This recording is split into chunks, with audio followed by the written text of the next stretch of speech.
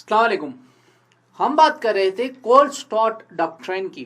Cold start doctrine एक India की एक सिक्योरिटी डॉक्ट्राइन है। इसके दो हिस्से हैं कि पाकिस्तान को हमने दो चीज़ों तक लिमिट करना है, एक तो कन्वेंशनल वॉर तक और दूसरा पाकिस्तान से कमिटमेंट लेनी है नो फर्स्ट यूज़ की, कि पाकिस्तान हमारे खिलाफ न्यूक्लियर बम इस्तेमाल ना करे। अब जो है वो अगर देखें, पाकिस्तान अगर इंडिया को न्यूक करता है तो क्या थ्रेट है। कम से कम 20 लाख जो है वो 2 लाख पीपल जो है वो इंस्टेंटली एकदम से मर जाएंगे 5 सेकंड्स में। 10 सेकंड में क्या होगा, ब्लास्ट वेव जो है वो 10 किलोमीटर के रेडियस में अगर बम्बई को हिट कर दिया जाए तो उसको तबाह कर देगी। 5 घंटे में 3 लाख लोग जो है वो जख्मी हो जाएंगे और उनमें से 1.5 लाख सीवियरली जख्मी होंगे। और 10 घंटे में इंडिया की रिटालिएशन जो है वो पाकिस्तान के तमाम सिटीज़ को डिस्ट्रॉय कर देगी। अगेन, क्या इन 10 सिटीज़ में क्या पाकिस्तान ये चूज़ करेगा कि वो पार्शियल डिस्ट्रक्शन की तरफ जाए, या जब पाकिस्तान इस बात पे जा रहा है कि उसने इंडिया के एक सिटी को अटैक करना है तो फिर उस सूरत में इंडिया के तमाम सिटीज़ को अटैक करे। क्योंकि जब शाहीन 3 आपके पास है, जब आपके पास 2700 किलोमीटर की रेंज का न्यूक है जिसमें इंडिया का हर सिटी आता है, so why not launch multiple 50 nuclear bombs on 50 different Indian cities और पूरे इंडिया को क्यों ना क्रम्बल कर दिया जाए।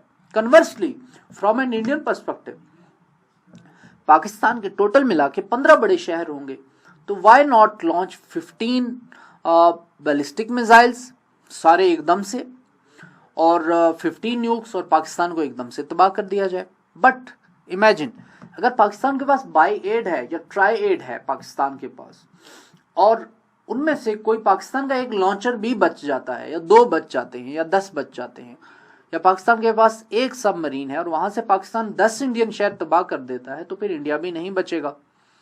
और अगेन, अब वो जंग नहीं रही कि जब न्यूक्लियर बॉम्ब का जो साइज होता था वो हिरोशिमा के टाइम बहुत बड़े साइज का न्यूक्लियर बम था जब वो गिराया गया था। फैट बॉय और लिटिल बॉय और फैट मैन, ये नाम थे उनके। अब जो है वो न्यूक्लियर बम्स बहुत छोटी छोटी साइज में एक डिप्लोमेट के बैग में आ सकते हैं न्यूक्लियर बम्स। तो इस सूरत में अब जब के उसकी एडवांसमेंट, उसकी डिस्ट्रक्शन का लेवल जो है वो बढ़ गया है, तो इस सूरत में इस तरह की वॉर का थ्रेट लेना, अगर फर्ज किया हिमालयाज में किसी जगह पे पाकिस्तान ने 10-15 मिसाइल छुपाए हुए हों तो फिर खुदा जानता है। तो ऐसी सूरत में कोई भी नहीं बचेगा, ये बात सेफ आराम से कहा जा सकता है। मेजर डेवलपमेंट्स न्यूक्लियर पॉलिटिक्स में क्या हुई, पाकिस्तान की जो तमाम कॉन्फिडेंस बिल्डिंग मेजर्स हैं, reducing risk and avoiding arms race, ये पाकिस्तान इन्हीं के ऊपर बेस्ड है। पाकिस्तान इनको सामने रख के बात करता है। इंडिया के जो काउंटर बैलेंस जो कॉन्फिडेंस बिल्डिंग मेजर्स हैं, they are based on bilateral restraint on opposition to any further bilateral opposition. क्यों? अगेन वही सर्वाइवल इंस्टिंक्ट और दूसरे का जो ग्लोबल एस्पिरेशंस। पाकिस्तान के पास कोई चॉइस नहीं है। Pakistan should not agree to NFU, Pakistan को एग्री नहीं करना चाहिए। पाकिस्तान कंडीशन ज्वाइनिंग CTBT, अगर इंडिया ज्वाइन करता है तो हम ज्वाइन करेंगे। Pakistan position on anti ballistic missiles के कोई ऑफिशियल स्टैंड नहीं है हमारा। इंक्रीज थ्रू वेट कैपेसिटी, एक तो ऑप्शन पाकिस्तान के पास ये है कि मिसाइल्स का वेट बढ़ा दे और न्यूक्लियर बम्स का भी वेट बढ़ा दे, तो यील्ड बढ़ जाएगी तो डिस्ट्रक्शन का लेवल भी बढ़ जाएगा। पाकिस्तान जो है वो एंटी बैलिस्टिक मिसाइल भी जो है वो हासिल कर सकता है, प्रोक्योर कर सकता है। पाकिस्तान के पास डिफरेंट ऑप्शंस क्या है, हम उनको एनालाइज करने की कोशिश करते हैं। मैं कोई एक मिसाइल साइंटिस्ट तो नहीं हूँ और ना ही मैं स्ट्रेटेजिक साइंटिस्ट हूँ या डिफेंस एक्सपर्ट नहीं हूँ, लेकिन हम सादा लाइंस के ऊपर इसको एनालाइज करने की कोशिश करते हैं। इंडिया के पास अगर ट्राइएड कैपेसिटी है और हमारे पास मोनोएड है, तो अगर इंडिया हमारे मोनोएड को तबाह कर देता है, जो हमारे सिंगल लॉन्चिंग की कैपेसिटी है, फर्ज किया मोबाइल लॉन्चर्स हैं या लैंड लॉन्चर्स हैं, उनको तबाह कर देता है, तो हमारे पास अल्टरनेटिव नहीं है, तो हम मारे जाएंगे। ऐसी सूरत में पाकिस्तान के पास एक ऑप्शन तो ये है कि एयरक्राफ्ट कैरियर, क्योंकि अगर एट द सेम टाइम तमाम एयरक्राफ्ट, तमाम पाकिस्तान के एयरपोर्ट्स भी तबाह कर दिए जाते हैं, जो लाइकली नहीं है, लेकिन अगर एयरक्राफ्ट उड़ता है और इंडियन एयरफोर्स के साथ जंग की सूरत में वो इंडिया तक नहीं पहुंच पाता, तो अगेन वो बम नहीं फेंक सकेगा। तो ऐसी सूरत में इंडिया वॉर के पोटेंशियल को लिमिट कर सकता है। तो जो थर्ड और मोस्ट वायबल ऑप्शन है पाकिस्तान के लिए वो है कि सबमरीन लॉन्च बैलिस्टिक मिसाइल हासिल किया जाए। तो सबमरीन लॉन्च बैलिस्टिक मिसाइल हासिल करना मतलब कि पाकिस्तान जो है वो थर्ड स्ट्राइक कैपेबिलिटी की तरफ जा रहा है। थर्ड स्ट्राइक कैपेबिलिटी अगर आपके पास है तो फिर इंडिया आपकी न्यूक्लियर डेटरेंस को या आपके न्यूक्लियर अम्ब्रेला को कभी ब्रीच नहीं कर सकेगा। एक ऑप्शन और भी है कि पाकिस्तान S-400 जैसा जो है वो एंटी मिसाइल डिफेंस सिस्टम जो है वो हासिल कर ले। लेकिन अगेन S-400 या S-300 या इस तरह के जो मिसाइल डिफेंस सिस्टम है या आयरन पैट्रियट सिस्टम है, इनमें भी जो सक्सेस का रेट है वो 100% नहीं है। 10 न्यूक्लियर मिसाइल्स अगर लॉन्च किए गए हैं और उनमें से एक भी अगर टारगेट के ऊपर गिर जाता है then the damage is done. और कोई मिसाइल डिफेंस सिस्टम ऐसा नहीं है जो 10 में से 10 न्यूक्स को गिरा दे। ये बात इस कॉन्टेक्स्ट में इंपॉर्टेंट है। तो कोल्ड स्टार्ट डॉक्ट्राइन जो है वो इंडिया ने पाकिस्तान को पनिश करने के लिए इंडियंस ने एक डॉक्ट्रीन बनाई। ये डॉक्ट्रीन क्या थी? ये डॉक्ट्रीन ये थी कि इंडियंस ने जो है वो ये कहा कि पाकिस्तान को जो है वो हम नुकसान पहुंचाएंगे और पाकिस्तान को हम ऐसे नुकसान पहुंचाएंगे। कोल्ड स्टार्ट डॉक्ट्रिन की जो लैंग्वेज थी वो ये थी कि एक ऐसा कंट्री जो बहुत ज्यादा फ्रेंडली ना हो उस कंट्री को हम एक ऐसा कंट्री जो बहुत ज्यादा फ्रेंडली ना हो उस कंट्री को एकदम से एलिमेंट ऑफ सरप्राइज के थ्रू कैच करना, उसको हिट करना और फिर वापस रिट्रीट कर देना। मकसद क्या था? इससे पहले कि पाकिस्तान अपने न्यूक्लियर ऑप्शन को इस्तेमाल कर सके, Indian army international border cross करेगी, पाकिस्तान में कुछ मखसूस टेरिटरी के ऊपर कैप्चर करेगी, उसको वहां पे डैमेज करेगी और वापस चली जाएगी, रिट्रीट कर जाएगी। इससे पहले कि पाकिस्तान क्या करे, पाकिस्तान न्यूक्लियर ऑप्शन इस्तेमाल करे। तो ये थी cold start doctrine. Cold start doctrine जो है वो पाकिस्तान के जो न्यूक्लियर थ्रेट जो इंडिया को था पाकिस्तान से, उसको सामने रखते हुए दी गई थी। इंडिया पाकिस्तान बॉर्डर आपको नजर आ रहा है with respect to different terrains. ऊपर माउंटेनस टेरेन है, नीचे प्लेन्स हैं, थर्ड पे डेजर्ट है, फिर आर पे मार्शी जो है वो ट्रेंड्स। तो मोस्ट फीजेबल ये कौन से रीजन में थी? ये तकरीबन डेजर्ट टेरेन में, कि ये जो आपका साउदर्न पंजाब का है और नॉर्दर्न सिंध का एरिया है, यहाँ पर ये डॉक्ट्रिन जो है वो फिजिबल थी। अगेन जो नॉर्थ में नॉर्दर्न पंजाब है या कश्मीर में ये डॉक्ट्रिन फिजिबल नहीं है।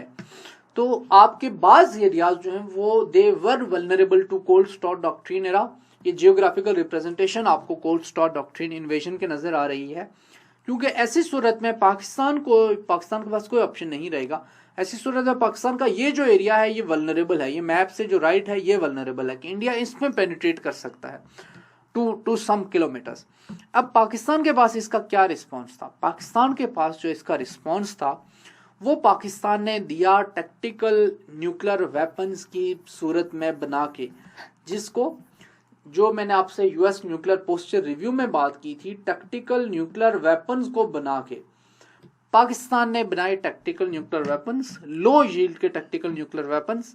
और ये लो यील्ड के टैक्टिकल न्यूक्लियर वेपन्स ऐसे हैं कि जो किसी एक छोटे से स्टेशन से भी चलाए जा सकते हैं। मतलब इनको चलाने के लिए सोफिस्टिकेटेड डिलीवरी सिस्टम्स नहीं चाहिए बैलिस्टिक मिसाइल्स की तरह या क्रूज मिसाइल्स की तरह। अब ये ऐसे न्यूक्लियर वेपन्स हैं कि जिनको आप जो है वो बहुत ही लिमिटेड एरिया के ऊपर फेंक सकते हैं।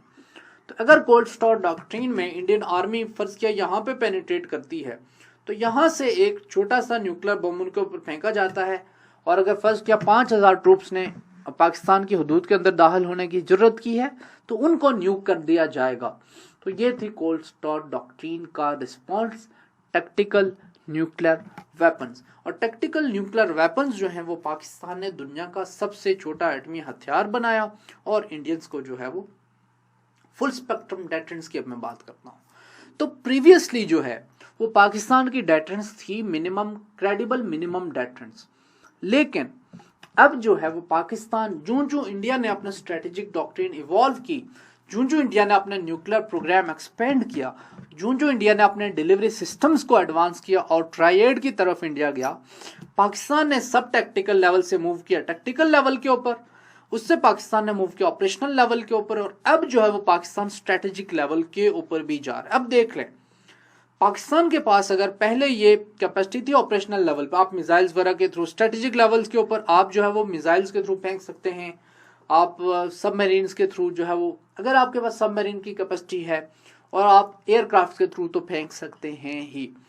तो आप एक तरफ तो स्ट्रेटेजिक लेवल को टच कर रहे हैं, जिसमें अगर आप जो है वो सबमरीन के थ्रू कोई क्रूज मिसाइल लॉन्च करते हैं और उसके ऊपर अगर आप न्यूक लगा सकते हैं, ये बात कही जा रही है डिफेंस के सर्कल्स में कि पाकिस्तान के पास अब ये कैपेसिटी है कि वो सबमरीन के थ्रू क्रूज मिसाइल के ऊपर न्यूक्लियर बम लगा के जो है उस इंडिया को हिट कर सकता है, स्पेशली इंडिया की कोस्टल टेरिटरी को। तो उसको, इस बात को अगर सच मान लिया जाए तो फिर तो पाकिस्तान के पास ट्राइएड कैपेसिटी है। और दूसरी तरफ सब टेक्टिकल लेवल के ऊपर पाकिस्तान ने ये छोटे TNWs बना लिए हैं, छोटे बम बना लिए हैं। तो यानी कि पाकिस्तान के पास एक फुल या ब्रॉडर स्पेक्ट्रम के ऊपर जो है वो डेटरेंस की सलाहियत है, इसको कहा जाता है फुल स्पेक्ट्रम डेटरेंस। और जो न्यूक्लियर पॉलिटिक्स के ऊपर जो बात होती है, उन सर्कल्स में ये बात एक्सेप्ट की जा रही है कि पाकिस्तान की जो अभी डॉक्ट्रिन है डेटरेंस की, वो है full spectrum deterrence. Pakistan to retain full spectrum deterrence policy.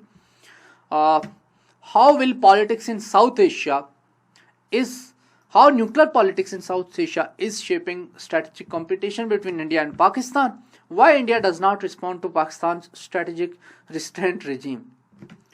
आपसे मुलाकात होती है एक नए वीडियो में एक नए लेक्चर के साथ। अपना ख्याल रखिएगा। अल्लाह हाफिज।